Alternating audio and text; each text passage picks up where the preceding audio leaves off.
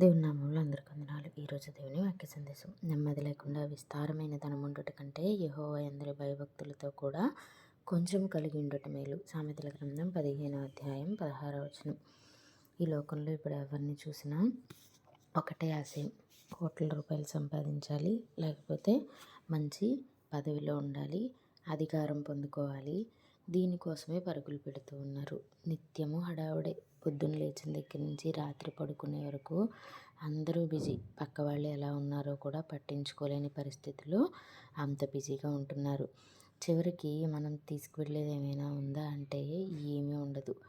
ఈ మధ్యకాలంలో సడన్గా హార్ట్ స్ట్రోక్లు వచ్చి చనిపోతున్న వారు అనేక మంది. వయసు అయిపోయి కూడా కాదు, మధ్య వయసులో, నడి వయసులో, యవ్వనుల ప్రాయంలో చనిపోతున్న వారు కూడా అనేకులు. కానీ అప్పటి వరకు బాగానే ఉన్న మనిషి ఈ క్షణం ఉండడం లేదు. మరి మనం ఎంత సంపాదిస్తే ఏమిటి ఉపయోగం? మరి చనిపోయిన తర్వాత తిరిగి మనం ఎక్కడికి వెళ్తాము అన్న ఆలోచన ఎవరికీ ఉండడం లేదు.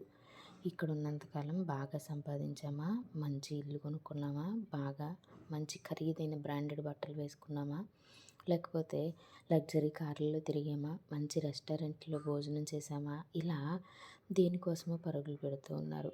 ఏదో ఇది ఉంటే ప్రెస్టేజ్గా ఫీల్ అయ్యే పరిస్థితిలో ఉన్నాం. కానీ అంత ఉన్న మనశ్శాంతి లేక మళ్ళీ ఏవేవో క్లాసులకు వెళ్తూ ఉన్నారు, లేకపోతే ఏవేవో థెరపీలు చేయించుకుంటూ ఉన్నారు.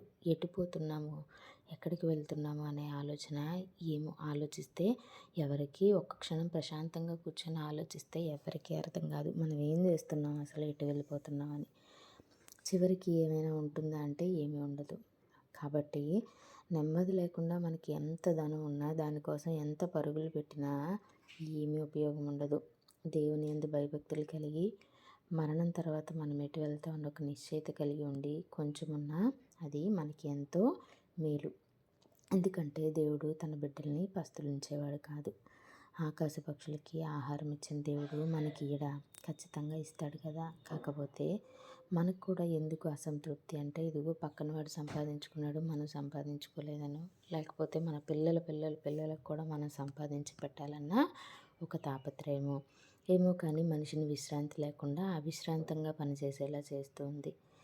కాబట్టి ప్రతి ఒక్కరూ ఆలోచించాల్సిన విషయం, మనం ఎంత సంపాదించుకొని చివరికి మనశ్శాంతి లేకుండా నరకంలో పడడం కంటే కొంచెం ఉండి దేవుని దగ్గర బ్రతకడం ఎంతో మేలు కదా.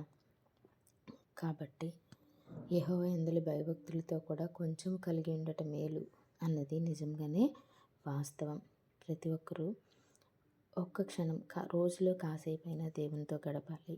ఆయన మన కోసం ప్రాణం పెట్టిన దేవుడు. మనల్ని ఎలా ఉండమన్నారో ఆలోచించాలి, మనం ఎలా జీవిస్తున్నామో కూడా ఆలోచించాలి అని కోరుకుంటూ వందనాలు.